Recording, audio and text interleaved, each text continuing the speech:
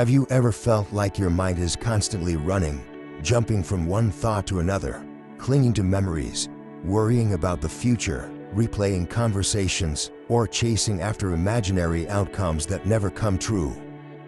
In a world filled with noise, deadlines, and distractions, mental exhaustion has become our default state. And yet, hidden within the silence you rarely touch, there is a doorway. A doorway to stillness. A doorway to peace. And that is what this time together is for. Welcome to this gentle space of reflection, offered with the spirit of Zen and the compassionate wisdom of the Buddha. You are not here to achieve anything. You are not here to fix yourself. You are simply here to return. To return to the breath. To return to the moment. To return to a place inside you that never needed fixing at all. Zen is not a philosophy to be learned by debate. It is not a technique to master through effort. Zen is the art of letting go of thoughts, of tension, of trying. It is the delicate unfolding of presence, of awareness, of simplicity. And one of the most powerful ways Zen has been preserved for centuries is through its stories. Simple, paradoxical, often strange, and yet, when listened to with a quiet heart, they pierce the layers of mental clutter like a sword of clarity. In the next hour, we won't be analyzing doctrine. We won't be striving to understand anything intellectually. Instead, we will wander gently through 5 Zen stories, each holding a lesson, each offering a mirror. As you listen, I invite you not just to hear the words, but to feel the silence between them. Let the stories wash over you, like a soft breeze moving through trees, asking nothing in return. This is not a guided meditation in a traditional sense. But you may notice, as we move through these tales together, that your breathing slows, that your muscles soften, that the noise in your head grows quiet, not by force, but by invitation. That is the power of presence. And that is what Zen whispers to us in every moment. You don't have to chase peace. You just have to stop chasing everything else. So wherever you are, sitting in a chair, lying down, or simply resting in your own quiet, take a deep breath in with me and let it out. Allow yourself to arrive here. You don't need to be perfect. You don't need to be more spiritual, more disciplined, more anything. In this very breath, you are enough. Let the teachings begin not with striving, but with surrender. Let the stories guide you home. Let the stillness within you rise like a morning mist, settle, effortless, healing. And as we begin our first story, remember, the goal is not to grasp meaning with your mind. The goal is to be touched somewhere deeper. Somewhere words cannot reach, but silence can. Now, close your eyes if you wish. Open your heart, and let us begin. Story 1, The Tea Overflowing. A young man once traveled far to meet a revered Zen master. He had read many books, studied many teachings, and now, standing at the threshold of the master's dwelling, he believed he was ready for the ultimate wisdom, the key that would unlock his spiritual path once and for all. With confidence in his voice and restlessness in his heart, he bowed and said, "Master, I have come to learn. Please teach me the essence of Zen." The master simply smiled and gestured for the young man to sit. Without speaking, the master picked up a teapot and began pouring tea into the visitor's cup. It filled quickly. But the master did not stop. The tea reached the brim and began to overflow. It spilled onto the table. It ran across the floor. The young man watched in disbelief and finally exclaimed, "Stop! The cup is full. No more can go in." The master looked at him gently and said, "Exactly. Like this cup, you are full of your own ideas, assumptions, and knowledge. How can I show you Zen unless you first empty your cup? This story, as simple as it may seem, carries one of the most important keys to mental relaxation, the art of emptying. In our modern world, we are taught to accumulate more knowledge, more productivity, more opinions, more content, more thoughts. But the more we fill our minds, the less space we have to feel peace. Like a teacup brimming with hot liquid, we are constantly on the edge, tense, reactive, easily overwhelmed. Why? Because we have forgotten how to pause, how to empty, how to make room for something deeper than thought. Zen doesn't ask us to believe in anything. It doesn't ask us to add new layers to our identity. It simply invites us to stop clinging, to let go of the need to always be right, to always be thinking, to always be doing. When your mind is too full, you miss the subtle fragrance of stillness. When your thoughts are loud, you cannot hear the whisper of truth. So, what does it mean to empty your cup in daily life? It means to sit in silence without needing to fill it with music, podcasts, or distractions. It means to listen to someone without rehearsing your response in your head. It means to walk outside and see the trees as if for the first time, without labeling them or needing them to mean something. It means to watch your thoughts rise and fall without grabbing onto them. And sometimes, it simply means to stop, to breathe, and to trust that the world will not collapse if you do nothing for a while. The overflowing tea is not just a metaphor. It is your own nervous system when pushed too hard. It is your own anxious thoughts when not given space. It is your body when you say yes to everything but never to rest. The Zen master's lesson is not about the tea. It is about the posture of the mind. Are you open? Or are you crammed full of conclusions? Are you curious? Or are you busy defending what you already know? Relaxation doesn't come from escaping reality. It comes from surrendering to it. But surrender requires space. And space requires emptiness. So ask yourself now, as you sit here listening, what can I let go of? What thought, belief, or story have I been clinging to that no longer serves me? What would happen if I just put it down? Buddha said, let go of what has passed. Let go of what may come. Let go of what is happening now. Don't try to figure anything out. Don't try to make anything happen. Relax, right now, and rest. Then is the heart of Zen. It begins when we stop trying to add more. It begins when we empty the cup. So now, dear listener, let us take another breath together, and as we exhale, imagine pouring out a little of what you carry. A worry, a fear, a memory. Let it go. Let it spill. And in the silence that follows, notice what remains. This is the beginning of peace, not something we find, but something we uncover once we have emptied enough space to feel it. And so, with a quieter mind and a heart slightly more open, we move onward to our second story and another whisper of wisdom waiting to be heard. Story 2. Maybe yes, maybe no. There was once an old farmer who lived in a quiet village. One day, his horse ran away. Upon hearing the news, his neighbors came to visit. "What bad luck," they said. The farmer replied, "Maybe yes, maybe no." The next morning, the horse returned, bringing with it 3 wild horses. The neighbors exclaimed, "What wonderful luck." The farmer responded again, "Maybe yes, maybe no."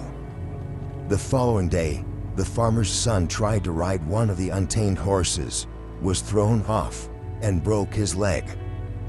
The neighbors came once more, saying, "What terrible luck." The farmer remained calm, "Maybe yes, maybe no." A week later, Soldiers came to the village to draft young men into the army. Seeing the boy's broken leg, they passed him by. The neighbors, now amazed, said, "What great fortune." The farmer simply said, "Maybe yes, maybe no." This story, told countless times in Zen and Taoist traditions, seems almost like a riddle. But within it lies a profound teaching, one that, if truly lived, can unlock a level of inner calm deeper than any technique or affirmation. It is the teaching of non-attachment to judgment, of seeing life not in terms of good or bad, but simply as what is. Our minds, by habit, label everything. This is success, that is failure. This is gain, that is loss. This should not have happened. That should have lasted forever. And with every label comes a storm of emotion, hope, anxiety, pride, despair. We swing from joy to sorrow, from excitement to fear, all because we believe our thoughts about events are the truth of them. But the truth is, we never really know. Zen does not say we should become indifferent or cold. On the contrary, it teaches us to feel fully, but without getting lost in the stories we attach to each moment. The farmer was not denying the events of his life. He simply refused to become entangled in them. He remained rooted in the present, knowing that the meaning of things often unfolds far beyond the limits of our immediate perspective. How often have you thought something was a disaster, only to later see it was a blessing? Or believed something was perfect, only to watch it fall apart? Life is not a straight line. It is a vast and mysterious river, winding and turning, with currents we cannot always predict or control. And when we stop insisting that things be good or bad, when we stop clinging to our preferences and aversions, a strange thing happens: peace arises. Buddhism calls this upeksha, or equanimity, the ability to remain balanced amid life's ups and downs. Not by shutting down emotionally, but by seeing clearly. All things arise and pass away. All things are connected. And we are not here to control the flow, but to flow with it. When we train our minds to saying maybe yes, maybe no, we create space around our experiences. We allow ourselves to breathe. We stop reacting to life and start responding with grace. Mental relaxation is not about eliminating all discomfort. It's about loosening our grip. It's about allowing the present moment to be what it is, without the compulsive need to make it fit our idea of how it should be. So the next time something doesn't go your way, a delay, a disagreement, a disappointment, pause. Take a breath. And whisper to yourself, maybe yes, maybe no. You don't have to know. You don't have to decide whether this is a tragedy or a gift. Just wait. Just observe. Just be. In the space between reaction and acceptance, a deeper intelligence begins to speak, not from the mind, but from the silence beneath it. That is the voice of wisdom. That is the voice of Zen. So again, let us pause here. Let the farmer's quiet smile echo in your own heart. Let go of the urge to judge your life. Let it unfold. You don't have to write the story. You only have to live it. And now, we continue into our third story, where the lesson lies not in judgment, but in the weight we carry, and the freedom that comes when we learn to finally put it down. Story 3. Carrying the Girl. Two Zen monks, Tanzan and Aikido, were once traveling together down a muddy road after a heavy rain. As they turned a bend, they came upon a young woman in a silk kimono, unable to cross an intersection filled with thick, sticky mud. She looked distressed, hesitating as the hem of her robe flirted with the dirty ground. Without a second thought, Tanzan stepped forward, lifted her in his arms, and carried her gently across the mud. The woman bowed in gratitude, and the monks continued on their journey. For hours, They walked in silence. But by sunset, Aikido could no longer hold back his agitation. He turned to Tanzan and said, "We monks are not supposed to go near women, especially not young and beautiful ones like that. Why did you do that?" Tanzan looked at him, surprised. "I put the girl down hours ago," he said. "Are you still carrying her?" This story may seem humorous at first, but it strikes at the heart of a deep truth. Often, what causes us the most suffering is not what happens to us, but what we carry long after the moment has passed. The incident is over. The person is gone. The opportunity has ended. And yet our minds hold on, replaying the scene, rehashing the dialogue, reliving the hurt, questioning what should or should not have been. Aikido's burden was not the girl. It was his thought, his attachment to a rule, his discomfort, his judgment.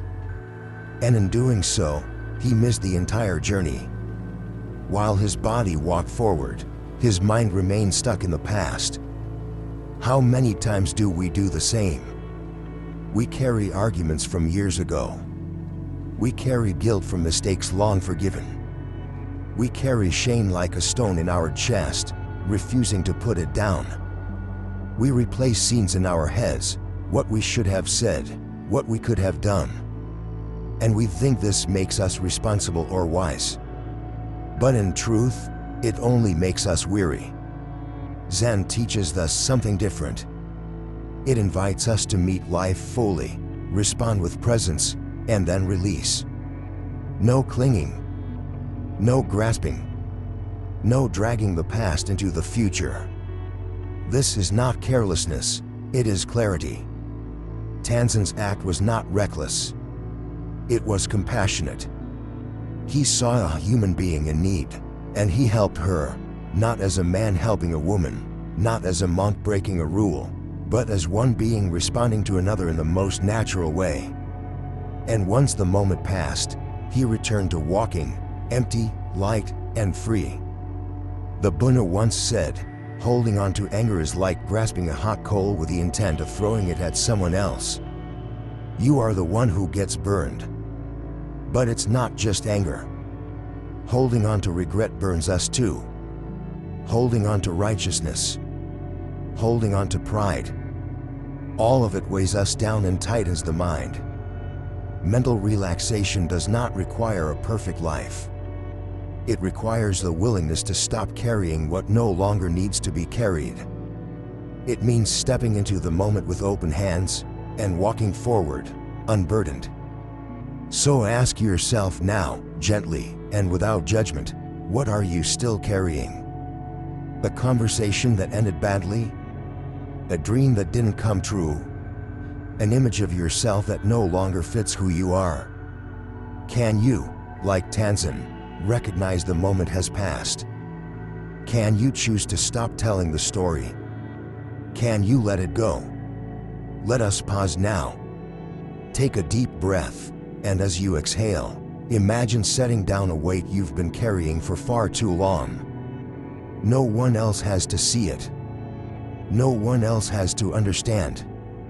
Just you. In this moment. Choosing freedom.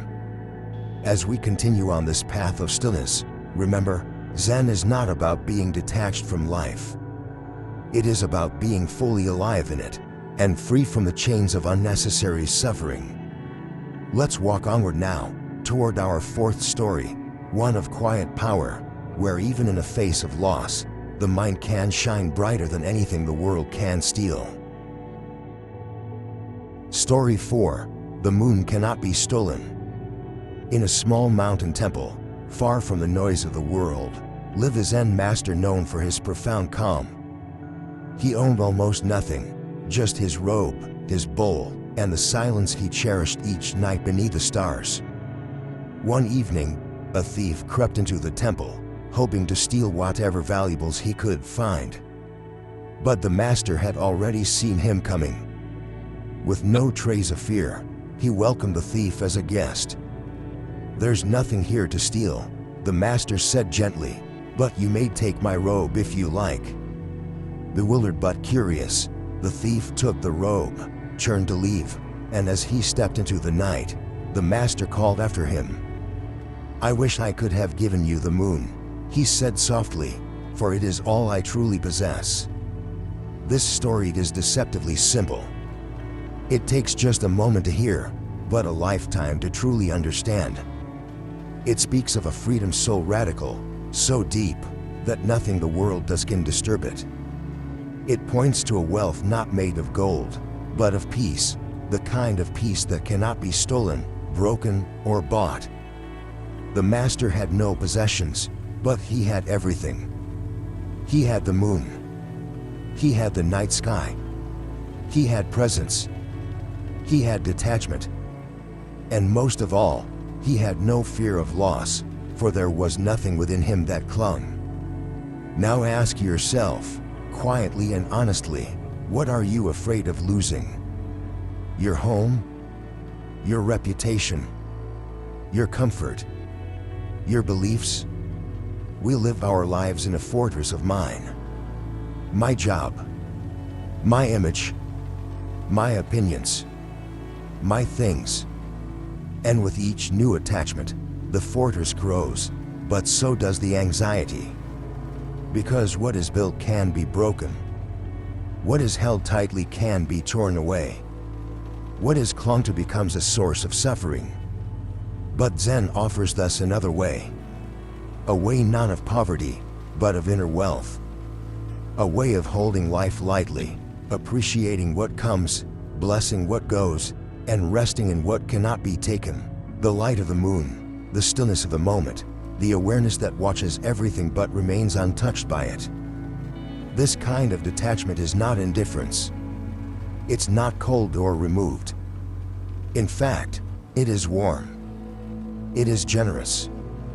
The Zen master didn't shut the door on the thief. He didn't call him evil or foolish. He offered him something. Even in the face of being stolen from, he gave. Because his heart was not locked behind the walls of possession. What would your life feel like if you were not afraid of losing anything? Not because you had nothing to lose, but because you had already let go inside? Imagine the freedom of that. Imagine walking through your day without the constant hum of fear. Fear of change. Fear of rejection. Fear of the unknown. The Zen path invites us to live from that place. The moon cannot be stolen. Why? Because it was never yours to begin with. And neither is your image, your wealth, your identity. All of it, passing clouds. But beneath those clouds, your true nature shines like the moon, steady, luminous, and free.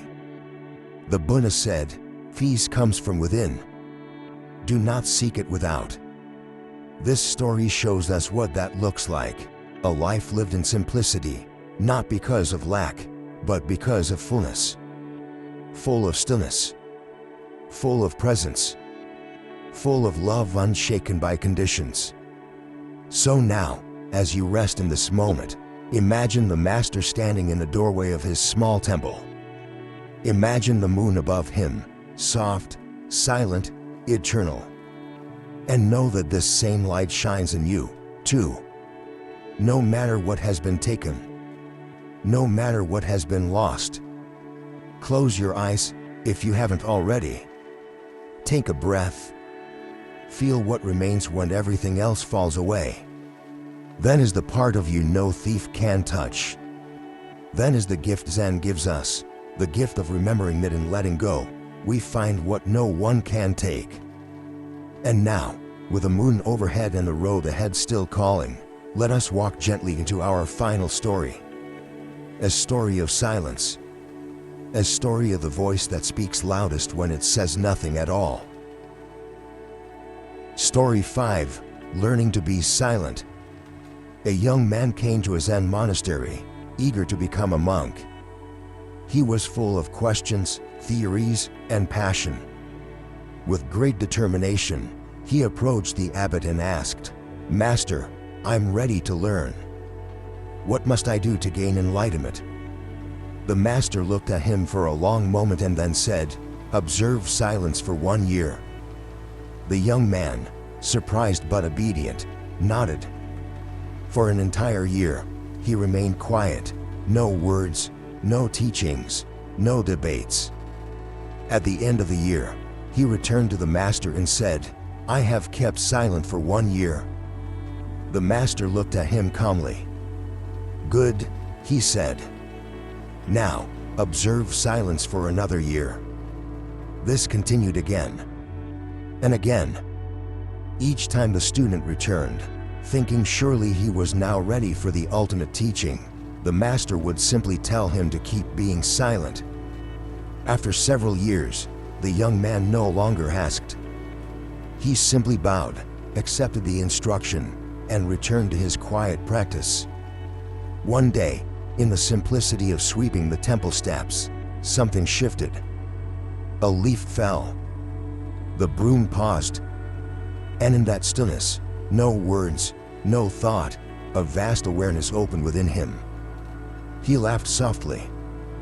The teaching had always been there. The silence was the teaching. This is not just a tale about discipline or obedience. It is a story about the subtle, powerful medicine of silence. In a world that teaches us to speak quickly, argue loudly, and fill every space with noise, silence has become one of the rarest and most radical acts. And yet it is in silence that we begin to hear what truly matters. Zen does not teach with long speeches. It teaches with pauses, with glances, with moments so quiet that the mind stops trying to interpret and begins to simply be.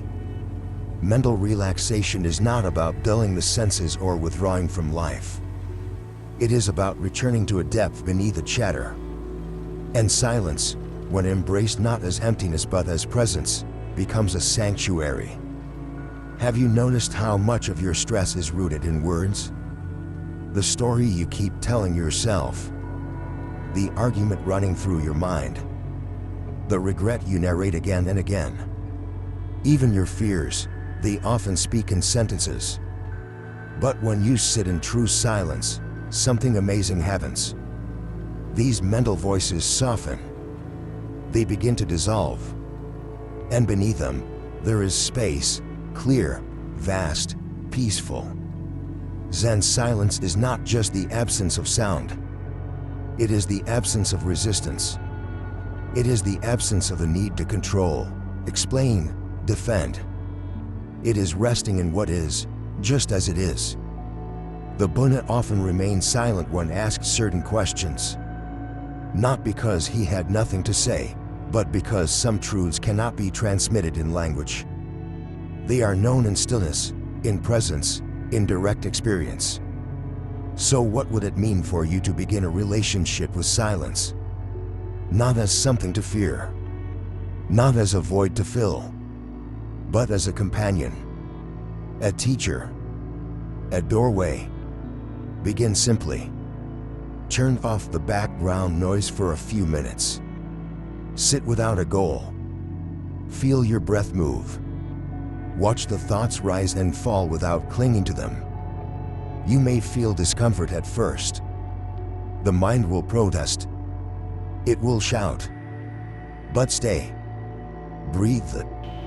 Listen. There is a kind of peace that cannot be forced, only invited. And silence is the invitation. Rumi once wrote, "Silence is the language of God. All else is poor translation."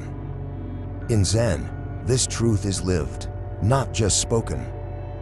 The deepest wisdoms are not found in words. They are found in the spaces between. So now, as we approach the end of our stories, I invite you into a moment of sacred quiet. Let the words you've heard so far fade gently. Let your thoughts soften. Just sit. Just breathe. Just be. The young monk swept the steps. A leaf fell. And in that ordinary moment, with no teacher speaking, no student striving, Enlighten it, open its quiet hand. Perhaps, if we become still enough, it may do the same for us. Let us rest now and prepare to gently return, to gather all these stories and their lessons, and carry them not in the mind, but in the heart. And now, dear friend, the stories have been told. The words have found their way through the forest of your thoughts. And beyond the teachings, beyond the metaphors, beyond the silence between each line, something deeper has begun to stir. Not something new, but something ancient. Something that has always lived within you, quietly waiting. The stillness beneath the noise, the calm beneath the current, the peace that asks nothing of you, except that you remember it was never missing. You did not need to chase it. You did not need to fix anything. You only needed to pause, to listen. And in doing so, you began the gentle return back to yourself. Zen is not a religion in the way we often imagine. It is a way of seeing, a way of being, a direct experience of reality unfiltered by expectation, untouched by grasping. And when we walk this path, not in some grand pilgrimage, but in the ordinary rhythm of our lives, something softens, something quiet opens. And we realize that mental relaxation is not an escape from life, but a deeper arrival into it. What have the stories taught us? The overflowing tea reminded us that wisdom cannot enter a mind already full. The farmer and his horse showed us that peace arises when we let go of labeling. The two monks by the muddy road asked us to notice what burdens we still carry. The moon that could not be stolen illuminated the freedom of letting go. And the silent ears of the young monk whispered to us the quiet truth, that silence is not empty, it is full of answers we cannot hear when we are busy speaking. These are not just tales. They are mirrors. Each one reflects a part of us, the part that longs to be free, to be light, to be still. And if we listen closely, each story says the same thing in a different way. You already have what you seek. Not in the next idea, not in the next possession, but here, in this breath, in this moment, in this exact experience, as it is. So, let us sit together in this final silence, not as teacher and listener, not as speaker and student, but as fellow travelers on the same path. Let the stories settle like soft snowflakes on the surface of the mind. Let the noise fall away, and notice what remains. You are breathing. You are alive. You are enough. There is nothing you need to do. The Zen master does not hand you enlightenment like a prize. He points toward the moon and waits. Not for you to understand, but to look. And when you do, you realize the moon was never far. You had only been looking in the wrong direction. So take this peace with you. Not as a concept to hold tightly, but as a presence to return to. In the sound of a leaf falling, in the warmth of a cup of tea, in the space between words, in the breath that comes without effort. And when life becomes loud again, and it will, remember these stories. Remember this stillness. And know that just beneath the surface, the calm is always waiting. As we part, I leave you not with advice, but with a bow. A bow to the wisdom already within you. A bow to the silence you are beginning to trust. A bow to the journey that does not lead away from life, but deeper into it. Thank you for walking this path with me. May your days be light. May your nights be peaceful. May your mind find its rest, not in the absence of thought, but in the presence of being. And whenever you forget, return. The moon is still there. Before you go, I invite you to pause, just one more moment, and reflect, which story touched you most? Was it the master offering the moon? The monk who carried silence longer than he spoke? or perhaps the quiet wisdom of not knowing, maybe yes, maybe no. If something in you softened during this hour, if even one breath felt freer, one thought felt lighter, then this journey has already begun. I would love to hear what stayed with you. Leave a comment below, not just for me, but for others who walk this path too. Your story may echo someone else's heart.